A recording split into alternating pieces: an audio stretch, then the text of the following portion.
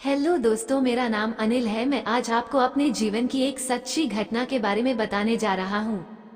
इसके बाद से तो मेरी जिंदगी ही बदल गई। हमारे परिवार के सदस्य किसी की शादी में गए हुए थे और हमारे घर में कोई नहीं था, इसलिए मैं शाम को घर वापस आ गया और पड़ोस वाली चाची के घर चला गया। मेरे चाचा फौज में थे और कुछ दिन पहले ही छुट्टी बिताकर वापस गए थे, इसलिए मेरी चाची घर पर अकेली रहती थी। उनकी शादी को 7 साल बीत चुके थे और उन्हें औलाद का सुख नसीब नहीं हुआ था। चाची आज भी बड़ी खूबसूरत नजर आती है। जब पहले भी कभी मैं और चाची घर में अकेले होते थे तो मैंने कई बार जो पर काम करते समय उनके संतरे देखे थे। उनके वो बड़े बड़े संतरे हमेशा ही मेरी आंखों के सामने घूमते रहते थे और मेरा नागराज उनके संतरे देखकर हमेशा पर पड़ा लगता था। मेरी माँ ने चाची को कह रखा था हमें शादी से आने में 3-4 दिन लग जाएंगे, इसलिए रात को हमारे घर पर सो जाना। शाम को मैं चाची के घर चला गया। जब चाची घर का काम कर रही थी, उन्होंने काले रंग का सूट पहना हुआ था। गर्मी का मौसम होने के कारण उनके कपड़े बहुत पतले थे और उसमें से उनके अंदरूनी कपड़े ब्रा और पैंटी साफ नजर आ रहे थे। मैं उस वक्त टीवी देख रहा था, लेकिन मेरा पूरा ज्ञान चाची के बड़े बड़े तरबूजों पर था, जिसे देखकर मेरे नागराज की दाल टपकने लगी थी। रात को खाना खाकर मैं अपने घर आ गया। चाची ने कहा कि वो काम को निपटा कर थोड़ी देर में आ रही है। मुझे देर तक टीवी देखने की आदत है, इसलिए मैं करीब रात 10:30 बजे तक टीवी देख रहा। तभी चाची भी आ गई। उसके बाद मैंने घर के सभी दरवाजे चेक करके बंद कर दिए। मैंने चाची का बिस्तर भी अपने कमरे में लगा दिया था। थोड़ी देर तक हमने टीवी देखा है। चाची मुझसे कहने लगी कि उसे नींद आ रही है और वो सो रही है। मैंने कहा ठीक है, तुम सो जाओ। उसके बाद मैं करीब 1 घंटा और टीवी देखता रहा। चाची भी बार बार करवट बदल रही थी। अचानक मुझे बेचैनी सी होने लगी और मैं लाइट भी बंद करके छत पर चला गया। थोड़ी देर में छत पर टहलता रहा। मैं टहलते हुए बार बार अपनी चाची के बारे में सोच रहा था। काश मुझे एक बार अपनी चाची के साथ सोने का मौका मिल जाए। मैं ये सब सोच ही रहा था कि अचानक मुझे पीछे से किसी के चलने की आवाज आई। पहले तो मैं डर गया, फिर मैंने देखा कि मेरे पीछे मेरी चाची खड़ी है। मैंने पूछा क्या हुआ चाची, आप छत पर क्यों आ गई? आपको तो नींद आ रही थी। चाची बोली मुझे भी नींद नहीं आ रही है, सोचा तुम्हारे साथ ही थोड़ी देर बातचीत कर लूं। फिर थोड़ी देर तक हम इधर उधर की बातें करते रहे। अचानक मेरी चाची ने मुझसे पूछा क्या तुम्हारी कोई गर्लफ्रेंड है? मैंने कहा नहीं, मेरी कोई गर्लफ्रेंड नहीं है। तो वो मुझसे बोली क्या तुम्हें अभी तक किसी से प्यार नहीं हुआ? मैंने कहा ऐसी कोई बात नहीं है, दरअसल मुझे जैसी लड़की चाहिए वो अभी तक मिली नहीं है। वो हंसने लगी और बोली अच्छा तो ये बताओ तुम्हें कैसी लड़की चाहिए? मैंने भी तपाक से बोल दिया तुम्हारे जैसी लड़की चाहिए। चाची हंसी और बोली अच्छा तो अब तुम मजाक भी करने लगे हो? मैंने कहा यह मजाक नहीं है, ये सच है। चाची तुम सच में बहुत ज्यादा खूबसूरत, तो मैं तो क्या, तुम्हें तो हर कोई लड़का अपनी गर्लफ्रेंड बनाना चाहेगा। ये सुनकर वो उदास हो गई और बोली खूबसूरत होना ही काफी नहीं होता। इतना कहकर वह चुप हो गई। मैंने कहा क्या हुआ चाची, या मुझसे कोई गलती हो गई क्या? मैंने को ज्यादा बोल दिया है? बोली अरे नहीं नहीं, ऐसी कोई बात नहीं है, और मेरे हाथों को पकड़ते हुए बोली मेरी शादी को 7 साल हो गए, लेकिन मैं अभी तक माँ बनने का सुख नहीं उठा पाई हूँ।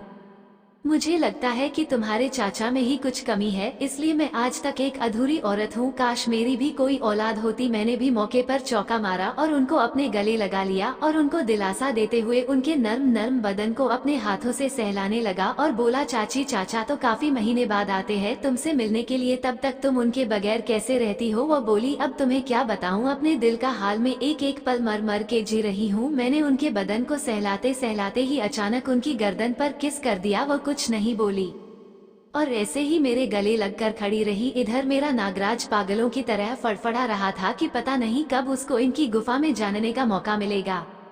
मैंने कहा चाची रात बहुत हो चुकी है, चलो नीचे सोने चलते हैं, और हम आकर अपने अपने बिस्तर पर लेट गए। सोने से पहले जब मैं दरवाजा चेक करने के लिए जाने लगा तो मैंने देखा कि चाची अभी तक जाग रही है। मैंने चाची से पूछा क्या बात है, आपको नींद क्यों नहीं आ रही? चाची ने बताया कि उसके पेट में दर्द हो रहा है। तो मैंने उनसे पूछा कि क्या मैं उनकी कोई मदद कर सकता हूँ?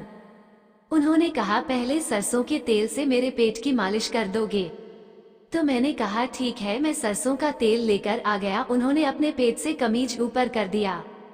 उनके गोरे बदन को देखकर मेरे तन बदन में आग लगने लगी। मैंने उनके पेट की मालिश करनी शुरू कर दी। मैं करीब 20 मिनट तक उनकी मालिश करता रहा। उसके बाद उनके पेट का दर्द कुछ ठीक हो गया और अभी भी थोड़ा सा तेल बच गया था। उन्होंने कहा कि इसे उनकी पीठ पर लगा दो। चाची के पीठ से उनकी तबीयत ठीक से ऊपर नहीं हो रही थी तो चाची बोली चलो मैं कमीज उतार देती हूँ। चाची कमीज उतार कर लेट गई और मैं उनकी टांगों पर बैठकर उनकी पीठ की मालिश करने लग गया। ऐसा करते समय मेरा नागराज उनके बड़े बड़े तरबूज पर टच हो रहा था। मैंने कई बार अपने हाथों से उनके संतरों को छुआ और वह कुछ न बोली। फिर मालिश करने के बाद अपने बिस्तर में चला गया। अभी मुझे लेटे हुए थोड़ा ही वक्त हुआ था कि चाची मेरी चारपाई के पास आ गई और मेरे ऊपर बैठ गई। मुझे पता नहीं चल रहा था कि मैं क्या करूं। मैंने चाची से पूछा क्या हुआ चाची? वो बोली आज तूने मेरे संतरों को हाथ लगाकर कई सालों से मेरे अंदर की सोई हुई औरत को जगा दिया है और अब इसकी गर्मी को ठंडा भी तुम्हें ही करना पड़ेगा। चाची जिसके साथ सोने के मैं सिर्फ सपने ही देखता था वो आज मेरे ऊपर बिना तमीज के बैठी हुई थी।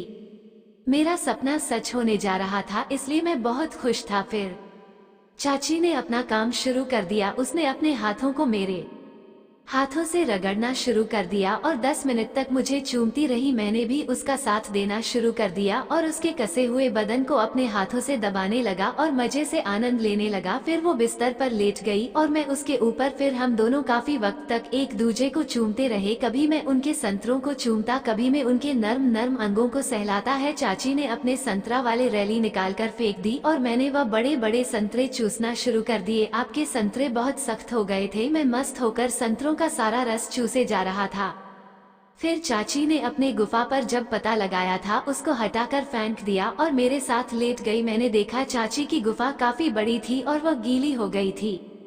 मैंने जल्दी से अपने नागराज को पिटारे से बाहर निकाला और गुफा में छोड़ दिया। मेरा नागराज बहुत खुश था। वह कभी गुफा के अंदर जाता कभी बाहर आता। मेरे नागराज को एक प्यारी सी गुफा मिल गई थी जिसका वो बहुत मजा ले रहा था। चाची की प्यारी गुफा से झंडे की बौछार होने लगी और चाची की सिसकारियां भी चीखा में बदलने लगी। चाची बार बार कह रही थी अपने प्यारे नागराज को मेरी गुफा में रहने दो, इसे बाहर मत निकालो। पूरी रात मेरा नागराज उस गुफा में उथल पुथल करता रहा। चाची भी बहुत खुश थी, वो पूरी तरह संतुष्ट हो गई थी। चाची ने मुझे सुबह कहा कि अब उनकी तमन्ना जरूर पूरी हो जाएगी। इसके बाद जब भी हमें मौका मिलता हम ये खेल खेलते रहे। कुछ महीने बाद चाची ने एक दिन मुझे बताया मैं माँ बनने वाली हूँ और यह सब तुम्हारी बदौलत।